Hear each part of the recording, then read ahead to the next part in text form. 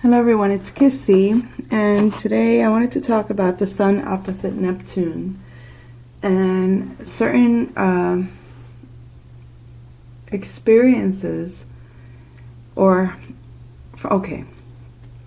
so when we think about the Sun in opposite Neptune, it's like being inside an elusive world that or confronting the illusions in the sense that you can be enveloped in different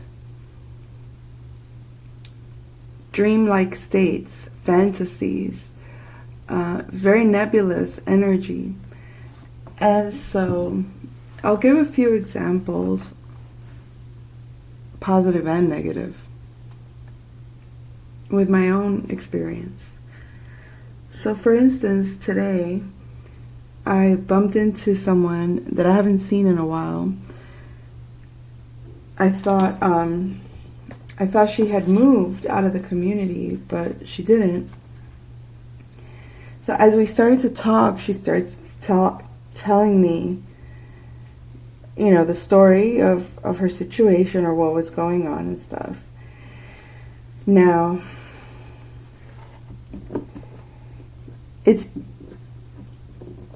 you can pick up when someone is being dishonest with you because their story doesn't make sense. And it's not something that you have to call out, because sometimes you could understand why people make up stories, especially if they're not that close to you to have you in their business like that,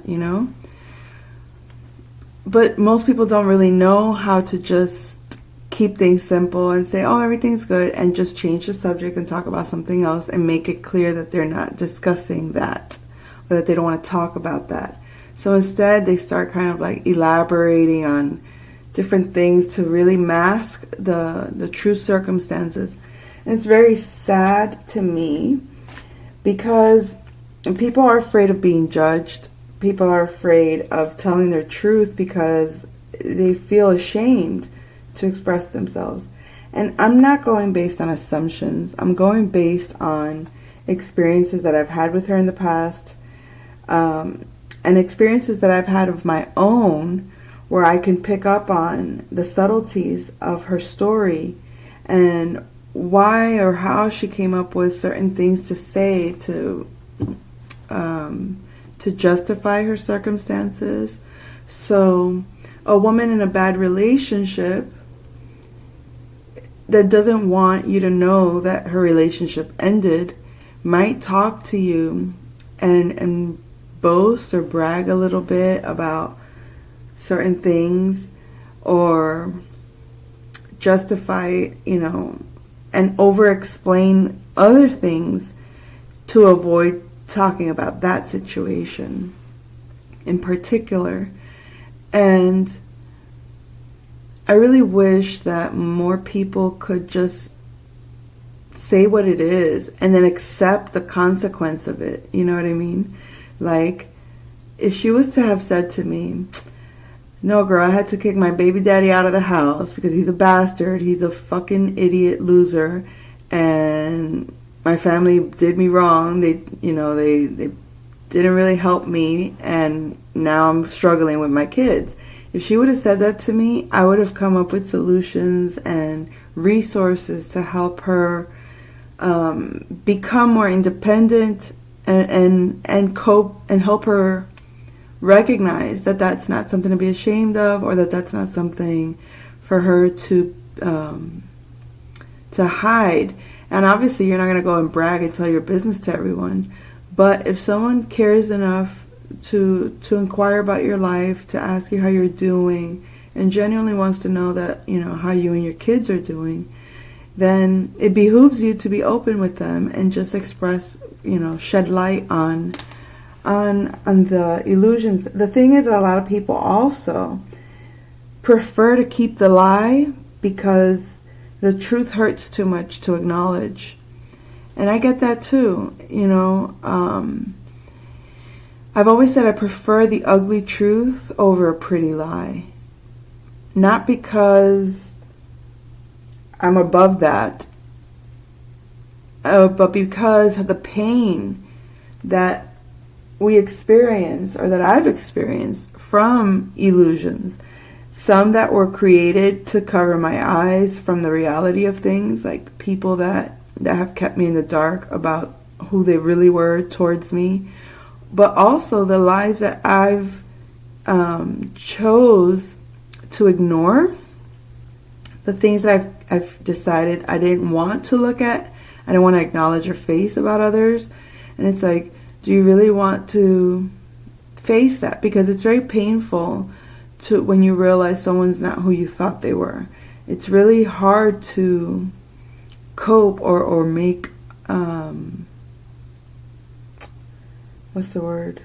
To reconcile with the reality of a person that you put on a pedestal, or the reality of a person that you admire, to see them in a dark light, and to see that they're not at all what you thought, because it makes you question your entire reality.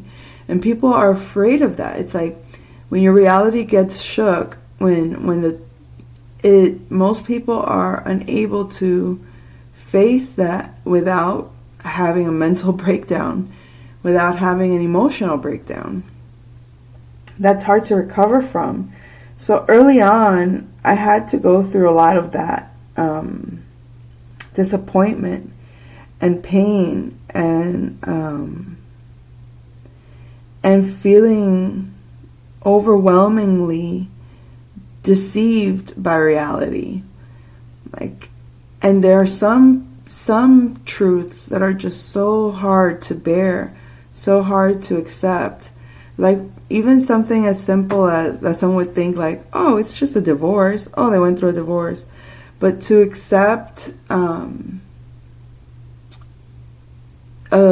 relationship ending that you expected to last forever, for example. If you go in with rose-colored glasses thinking, oh, this is my perfect person, and they're so perfect, and we're going to last forever, and your whole life is, you're betting on that individual for that story to play out. Sometimes it's the story itself that we can't let go. Sometimes it's the story that we created in our head. Like, because once that story pops, or once that ideal, fades, and then you're faced with needing to cope with or realize this is never going to be that, it can become devastating to the not only to the ego, but to your sense of self, to your sense of purpose, to your sense of being. And so as you grow into experience, as you experience more heartache, as you experience more betrayals, as you experience more deceptions unraveling in your reality, some people tend to become really numb, really resentful, or really disgruntled about it, to the point where they just shut down. They close themselves to opening up anymore. And that's a shame too, because that's not healthy. Because one experience doesn't mean everyone is going to be that way. You're supposed to learn from each experience and improve upon the next. And it doesn't guarantee that the next one's going to be easier or less deceptive. It just means you'll have the tools to cope with it better than you would have had you not experienced the previous heartbreak or the previous deception. So it's like when you experience enough heartache, or you experience enough delusions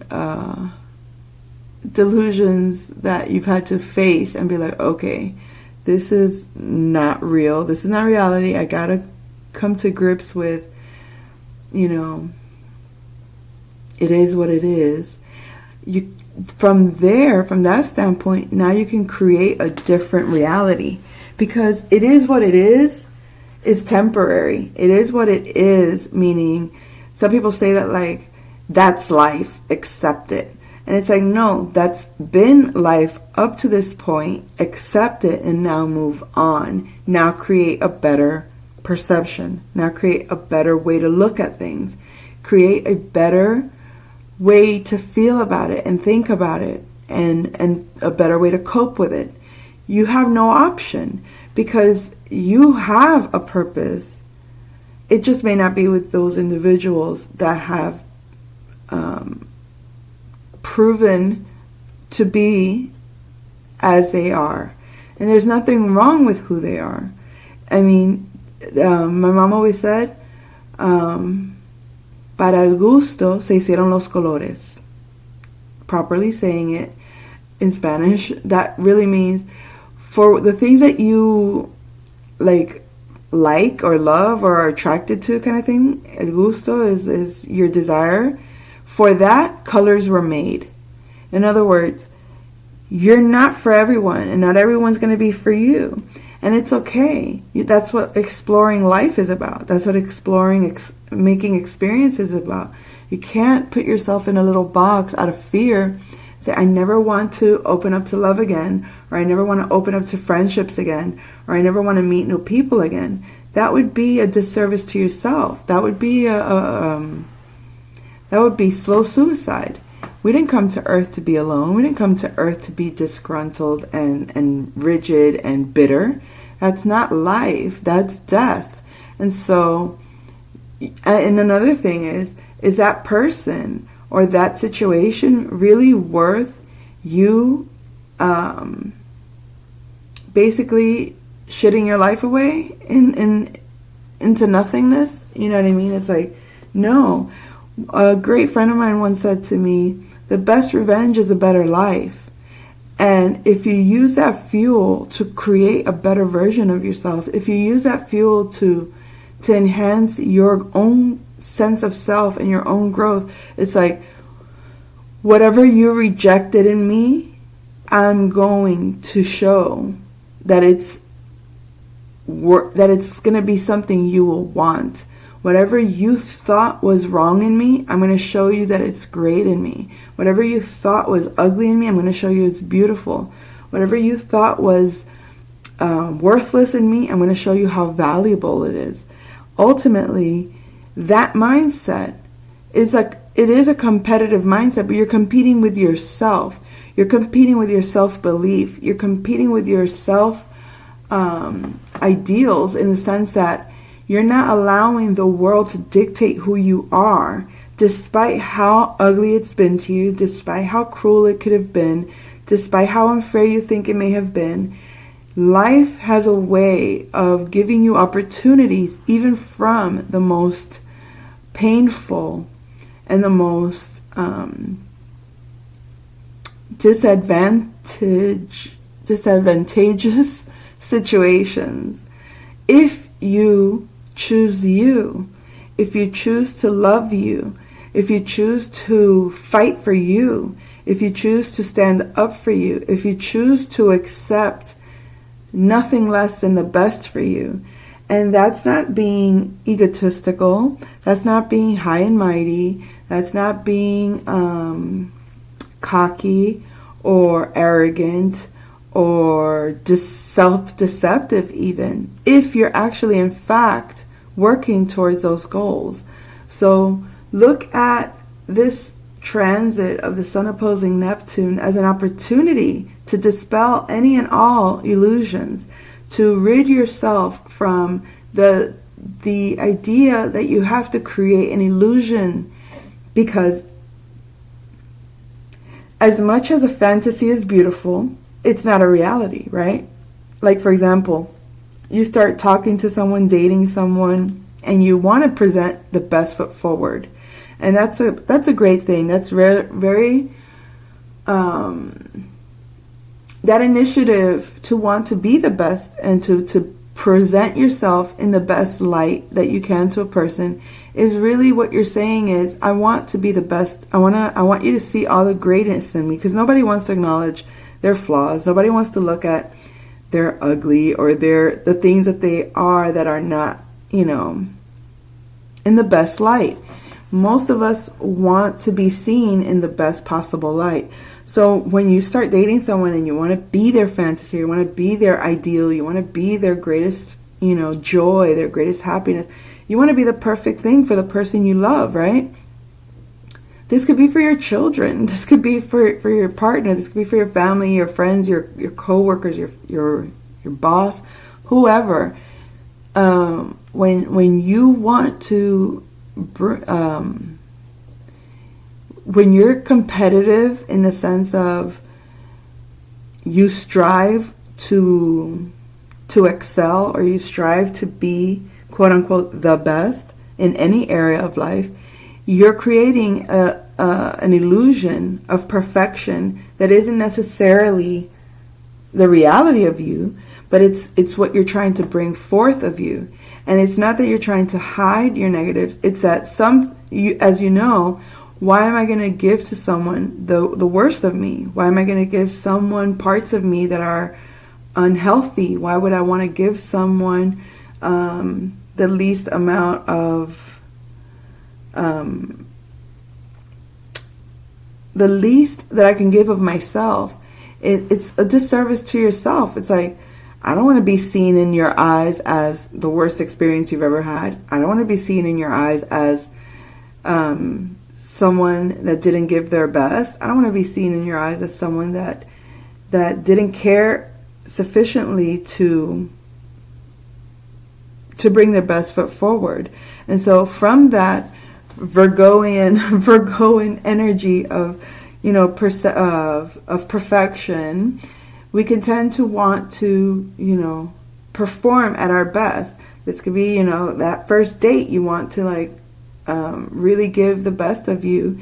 That's not deceptive in the sense of, oh, I'm gonna make you I'm gonna create a fantasy over your eyes to lure you into my hell, and then show these true colors that are going to gobble you up and spit you out, kind of thing. No, I don't think, unless they're narcissistic and have ill will, there are really sadistic people in the world that do that. Trust me, I know. And they will do that with that intention, with that malice, with that desire to swindle you, to purposely harm and betray you, to purposely create illusions in order to rob you of your energy, or to rob you of your material possessions, or to rob you of your dignity. These are very self-loathing individuals. So I'm not quite really wanting to talk too much on that end of it, because that can get very dark. That's the real dark side of Neptune. So maybe I should talk about that too, because it's imperative that we understand that exists. You can't turn a blind eye to that and say, oh, they lied once, and I get all my little senses are tingling in terms of something's off here, something's not right, and how did this person go from Jekyll and it's like Jekyll and Hyde syndrome kind of thing. You're like, wait a second, how do you go from? That's not the same as someone that's genuinely loving you and genuinely wants to create a world for you that's beautiful, that's almost too good to be true, right? Kind of vibe. Like, oh, I want to love you and kiss you and squeeze you and hold you and make sure you're happy and that nothing bad happens to you, and that I want to take care of you in every way that I can. By the way that I express my love to you, I want to give to you. I don't want to pretend. And it's in the sense, I don't want to pretend that playing these games that people play in relationships, like you want to love as openly, as honestly, as freely as you want to. You want to be able to do that. Most people don't do that because out of the fear, people will take advantage of them, that people will get turned off by that. But you got to ask yourself, who gets turned off from being loved? A person that can't accept love. A person that's not attracted to, I don't know, I can't even just, to be quite honest, I can't describe it in a way that makes sense, because it doesn't make sense. It doesn't make sense that, and the only time I would say that, because it's not like everyone that openly wants to love you that you're open for, that you want to love in that same capacity and that same magnitude. Again, there's nothing wrong with that. But the thing is, like, for example, I've received attention and love, and, people have approached me with a desire to want to create more with me, that they want to spoil me rotten. And it's not that I don't love myself, that I can't receive that love. It's that when you know that the person wants more than what you want with them. So it's like someone that I'm not attracted to, or someone that I'm not romantically interested in, wants to love me and give me the world. That's beautiful, and I'm gracious about it, and thank you. I appreciate how you feel about me, and thank you. But the honest thing to do, the right thing to do, the favorable thing to do is to be very clear and very honest from the beginning, and say, you're going to be great for someone else because you're an amazing person. You're just not for me, and it's nothing about you. It's just not, it's not how I feel. Like, it has to be mutual. The attraction has to be mutual. The interests have to be mutual in some way. The place in life that you're in have to be the same, or at least the goals in life. So it's not like there's anything wrong with someone that's open on, like, even on the opposite spectrum. There have been people that I've wanted more with that didn't want the same thing, that weren't ready for the same thing. I don't blame or judge them for not being ready or not being attracted or not being interested in that way. It's a tough pill to swallow, but like I said, it's better to have the ugly truth than to be misled with a pretty lie. I don't want some punk ass dude pretend to like me, pretend to be attracted to me, because he's not courageous enough to say to me, you're not my type, or I'm not interested in you that way. Because the sooner you can create that boundary, or the sooner you can be honest with that, the sooner you can establish a relationship that works between you. So a guy that's super wanting something more with me than I'm able to give him, the sooner I can tell him that's not what I want from you. He has two options. One, he can accept it and genuinely accept that and be my friend. But most guys don't want to waste their time like that. And unfortunately, that's, it is what it is. There's so many things that dynamic could bring to the table from a friendship, or even a collaborative endeavor. But because there's no romantic things involved, which is what they want, they would rather move on and drop the relationship altogether and go and find someone that they can do that with. Which, again, understandable. I used to have guy friends, at least when I was younger. I always had guy friends, and that whole thing about guys and girls can't be friends, it tends to be kind of true. Because one or the other, two people do not develop a friendship for no reason, and it doesn't evolve past a friendship for more than one reason. In other words, like, okay, so we meet, we're friends, eventually somebody catches feelings, and either they express it and things get X'd, meaning like, nope, it's not going to work. The problem with that is, if they're not honest and real with it, that friendship becomes a disgruntled, it becomes resentment, it becomes bitter. Because the moment you start talking about the person you are interested in, or you meet the one you are interested in, they start to get jealous, or they start to get angry, or they start to get possessive, or they start to, oh, but we were hanging out all the time, and now that you got somebody, now you don't want to hang out with me, and blah, blah, blah. And it's like, wait a second. My female friends are not, well, there are some same-sex friendships that are possessive too, believe it or not. I've had female friends that if I'm with my man, let's say we're friends and we're always hanging out because I'm single, they're single, we're going out, we're hanging out, we're doing girl stuff, you know what I mean, girls' night out, whatever it is, and then all of a sudden I meet someone that I want to be with, and I start entertaining a real relationship, a partnership, and those friends start getting jealous. Oh, you changed. Oh, of course, now you're going to ignore me because you got him. And it's like, what the fuck do you expect? What do you expect? It's not ignoring you. It's my time with you is going to be lessened because I'm investing time in a partnership, in a romantic partnership.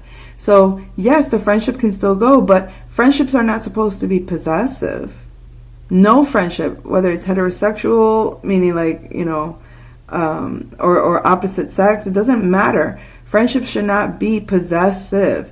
Friendship should be encouraging and should be expansive in the way that allows you to grow and develop other friendships and develop relationships that are essential to your development, essential to your own growth. So the illusions people have of how this is supposed to be like this, and now because of that, you're false or fake, and it's like, no.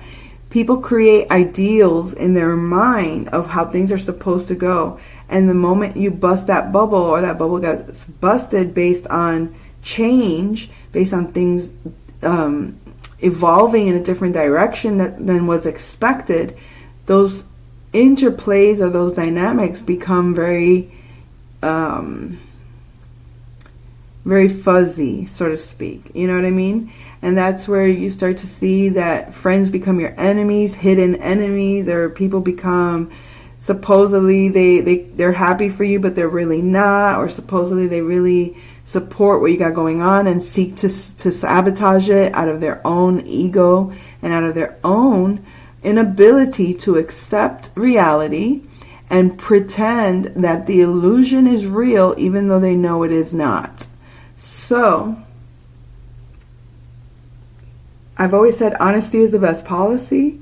Keeping it real, keeping it 100, opening up, being honest about where you stand, and accepting and allowing people to be and do what they must for their own well-being. If I love you, friendship or romantically, it doesn't matter. If I love you, I want you to be as happy as you can be. And if me being in your life makes you unhappy, I don't want to be in your life for you to be unhappy. If me being as I am doesn't make you happy, I don't want to be in your life like that. I want you to find what makes you happy. But if you choose to pretend to be good with me, if you choose to pretend that things are one way, but behind my back you're feeling another way, thinking another way, acting another way, then you're doing that out of a selfish desire to keep things as they are, even though the way that they are is not how you want it to be. So you either accept it or move on. Cope with it honestly or move on. Be real with it. And it's I know it's difficult, to accept that someone you're romantically interested in to tell you, okay, I don't want a romantic partnership with you. You have a choice. You have a choice to be really honest. Can you accept being friends and accept that this person is going to have an entire life outside of you? Or do you accept that you cannot, at least not at the moment, and you really want their happiness, so you, what's the word, how do they say it? You graciously bow out and you walk away from that situation, because while you heal, while you cope, while you restore and clear yourself so that you can close that chapter peacefully and allow that person's growth to be, so that you can now link up and match up with people that do want those things with you. So there's a lack of truthfulness that people have with themselves, and they think that by creating illusions and pretense and making up stories in their head, that it's somehow going to make things better, and it's not.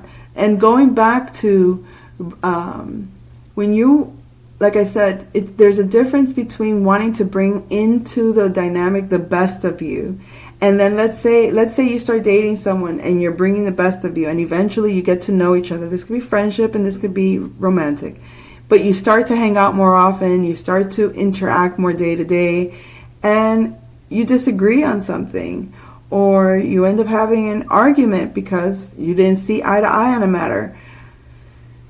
That's not the end all of a relationship. That's life. But the people that you truly love, you cope with it, you deal with it, you confront the issues that block you from being genuine, and you continue to go forward. You continue that friendship, and those little things don't really equal to accumulation of things in the back of your mind, like, oh, you did this in 1987 and you did that in 1993, and it's like, wait a second, I'm not holding gripes to throw in your face and then to continue a toxic relationship with you, constantly bitter and throwing in your face all the ways that it's like, didn't it get resolved 10 years ago? Didn't it get resolved 5 years ago, 3 years ago, 3 months ago?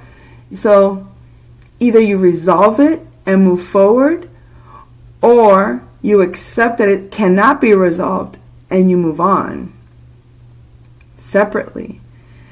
So that's my message. I hope it resonates with you, and we'll talk soon. Take care.